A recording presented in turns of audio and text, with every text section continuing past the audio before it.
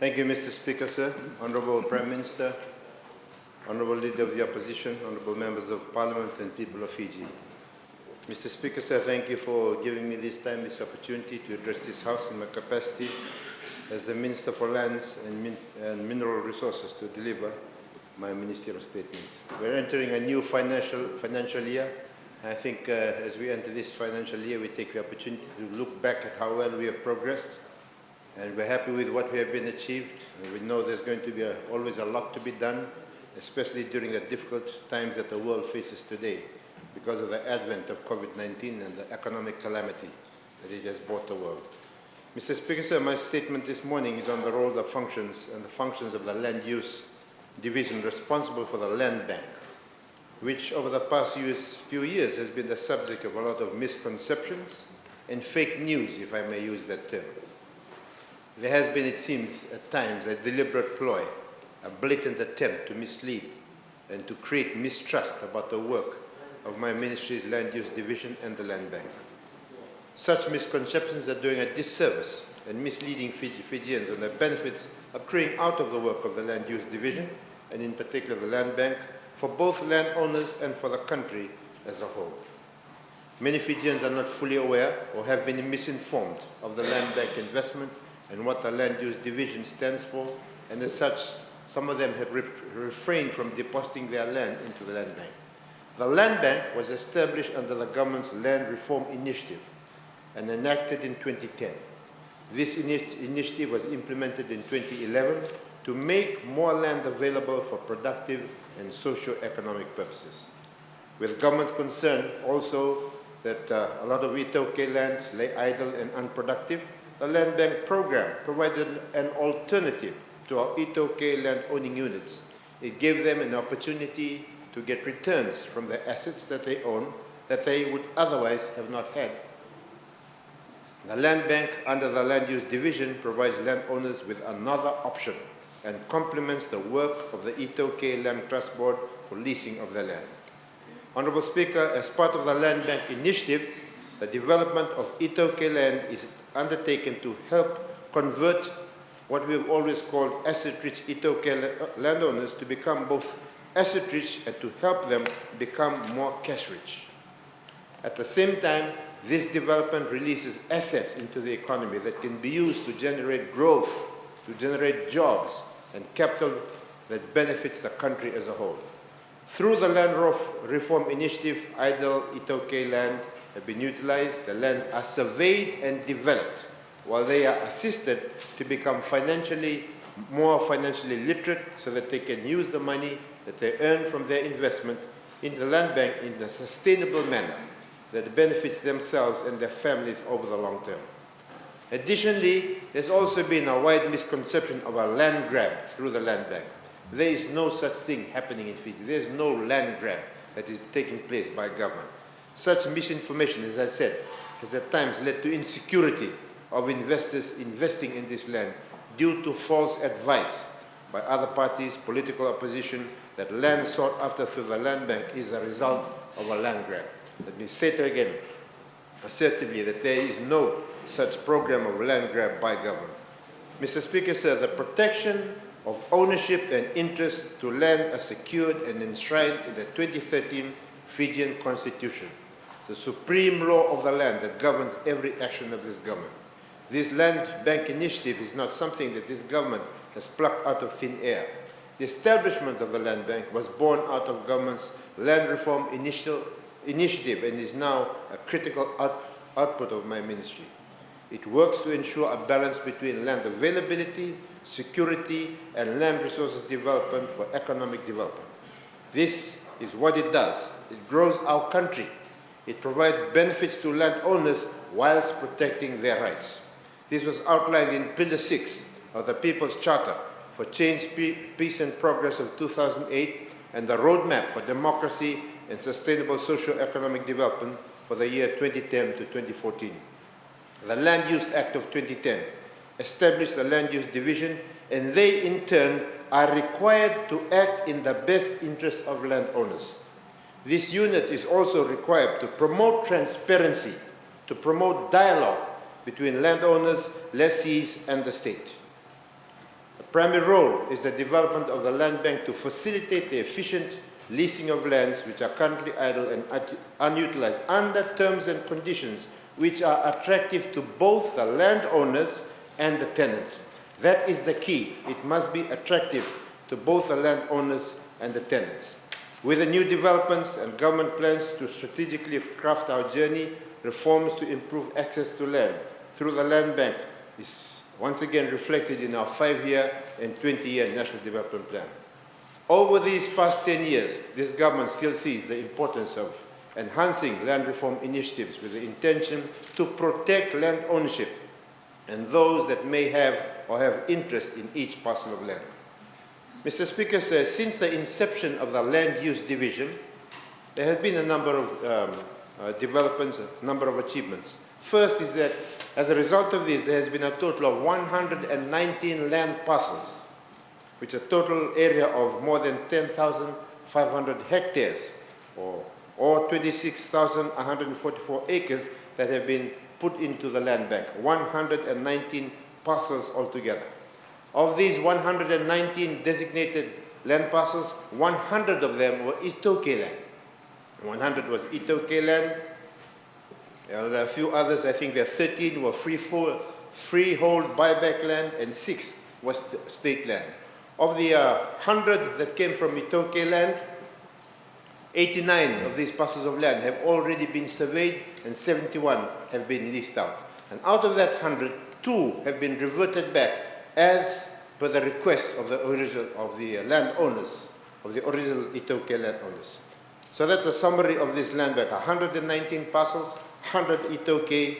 Of that 100 Itoke, 89 have been surveyed, 2 have been reverted back, and 71 have been leased out. Out of the Itoke land that has been surveyed, it comprises almost 9,000 hectares of land that has already been surveyed. So the landowners, when they put their land into the land bank, they get the surveying done from them. They do not have to pay for the surveying costs. Out of the money that is the land that has been put into the land bank, aligned to the objective of this, the total amount of lease proceeds has amounted to more than $11 million. This is money that would not have circulated in the economy if we did not have the land bank. $11.2 million is circulating, and all of that money, there has been no administrative cost that is cut by the Ministry of Lands. All the lease money goes back directly to the landowners. They get the total value of the land that they're giving to the land bank. And the fourth point to make, Mr. Speaker, sir, that when this land comes into the land bank, it undertakes a market valuation of our designated customary land with ongoing assessment at prevailing market rates. This is a proactive measure adopted to ensure predetermined market rates for designated properties are made available to both the landowners and also the potential investors as and when it is required. Mr. Speaker, sir, as I had mentioned, and may I reiterate, there's always been a controversy and misconception about the land bank since it was introduced. There's been always rumors that once land is deposited into the land bank, land-owning units will lose out on their land. That is not true. Control is always in the hands of the landowners. I've just mentioned that out of the 100 lots that Itoke land that was put into the land bank, 2 of them, of those land parcels, have been reverted back to the landowners at their request after a period of 5 years when it was not leased out. That shows that they still have access to their land. They have control over it. As I mentioned here, the 2 Itoke land parcels reverted to the landowners due to their wish to cease designation. This is an option available to the landowners if they wish to withdraw their land from designation after 5 years if the land is not leased. This is covered under the Land Use Regulation 2011, Section 6, Subsection 2. And it needs to be highlighted here in this House to set the record straight over the numerous misconceptions often preached by members of the other side of the House that government will rob land ownership rights once land is deposited into the land bank. Additionally, there has been claims that the land bank is a breach of indigenous rights and land grab with no proper consultation and consent. The designation of any Itoke, let me say this very slowly, the designation of any Itoke land into the land bank can only happen if 60% of the qualifying members of that relevant land owning unit agree. That can only happen if that happens. If the 60% threshold is not met, the process stops. The process stops. So the control is with the landowners. The process stops if the consent is not given. Control, therefore, is securely in the hands of the landowners. In addition, once the consent has been given, the Prime Minister has the power to then designate the land. He has the opportunity to review the whole process, to make sure that the rights of landowners are maintained and they're kept safe. It goes to the Prime Minister who makes that final ruling. Prime Minister then designates the land before it finally goes into the land bank. Additionally, Section 10 of the Land Use Act states, all leases issued under this Act shall be for a period of not more than 99 years. Therefore, land can be leased for 50 years, 30 years, or even 5 years.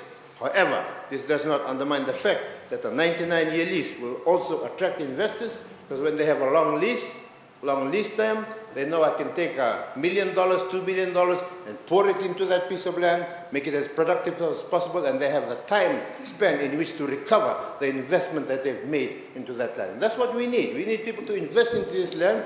Landowners get their due returns, they get employment, and the investor gets what he invested in the land for initially.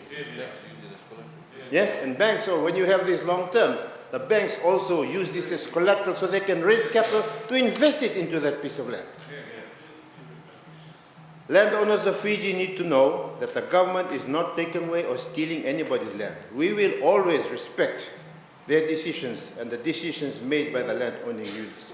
Mr. Speaker, sir, the Land Use Division also includes a public relations team whose primary role is to conduct landowners' consultation and awareness throughout the duration of any financial year. The main objective is to correct misconceptions that have spread throughout this country on the land bank. In the last financial year, the unit conducted 57 landowners awareness and consultation. They also conducted 30 landowners revisitations where they went back to meet the landowners. Landowners consultation is an internal part of the work of my land use division. And the welfare of the resource owners is and always be a priority. Furthermore, there have been annual landowners consultation workshops coupled with financial literacy training by financial institutions over the years. The success of this consultation workshop has helped bring forward proposals and views that reflect the wishes and aspirations of resource owners. Mr. Speaker, sir, there's also been misleading information that once land-owning units deposit land to the land bank, they will receive less benefits. I reiterate the fact that I said before. When you put your land into the land bank, you do not incur any administrative charges. There's no administrative fees. The money that's collected goes straight to the landowners. They enjoy the full benefit of receiving 100% of proceeds derived from the lease money received, which is paid back to them through their trust bank accounts. Government's quest is to improve access to land through the Land Bank Initiative and the fulfillment of deriving optimal and equitable return to be utilized by the landowners. I've been around the country a few times looking at some of these plots of land. I visited the land of the Tokotoka Bunimase of Sonaka village in Nandi. The government has developed and constructed a 17-acre Itoke land for 77 residential subsistence subdivision in Langalanga, Nandi. This development is now nearing completion and ready for pre-sale. Government has already spent around 2.2 million for this construction development loan. Government has put that money into that particular land. The landowners of Tokotoka Bunimase will benefit through optimal return generated from the sale of those lots. When the lots are sold, they will get that money. And over and above that, apart from the profits payable, the landowners will also be receiving annual projected ground rentals approximating 50,000 per annum with 5 yearly rent reviews to last the full duration of the lease term of 99 years. That's one example of people that have put their land into the land bank. I had the opportunity of visiting the land that has been prepared by the Matangali Raralebo of Serua. They put around 116 hectares of their land into the land bank. Land use surveyed that. Then the Matangali created their own commercial company for the Matangali, and then they leased the land back. So they gave the land in, they got the survey done, paid by government, paid by the land use. Once that is in place, they set up their own company to manage that land again. So they've got 2 bites of the cherry. That is what government is doing to help these landowners. There have been other developments at Lubutop, where there's a comprehensive development scheme to suit the needs of the landowners, whilst investors' interests and additional expressions of interest are also accommodated. This is around 71 hectares. The land has already been surveyed. The scheme plan has been done. Not paid by the landowners, but paid by the land use division. So they get the benefits, the full benefits of what they need out of this land. Even for some, there are some who put them land into the land bank. After a while, after 5 years, they want their land bank because it has not been leased out. Even if it reverts, when they get the land bank, the land has already been surveyed. And in some place, the scheme plan has already been done. In some cases, it may cost 15,000, 20,000, some money that they did not have to spend to get the survey done. So there's a whole host of benefits that landowners get out of putting their money, putting their land, into the land bank. Government puts the best interests of its people above all else. Government has also ensures that it protects the interests of Itoke landowners, and it will never, ever, ever, ever compromise on this. It will never do that. And that is a constitutional provision that we will uphold in this government. Itoke landowners have land that they are not using, which can be put to productive use, and at the same time earn income for this. This system delivers on that. So to all Itoke landowners, this is my message to you. Rest assured, this government puts people first, puts you first. My ministry will always opt for the highest and best approach with the maximum returns on Itoke land or any other land. Most importantly, we want you to become both asset rich and help you to become as catch rich as possible. And we will do our utmost to see that happen. Thank you, Mr. Speaker, for the opportunity. I thank the Honourable Minister for the ministerial statement.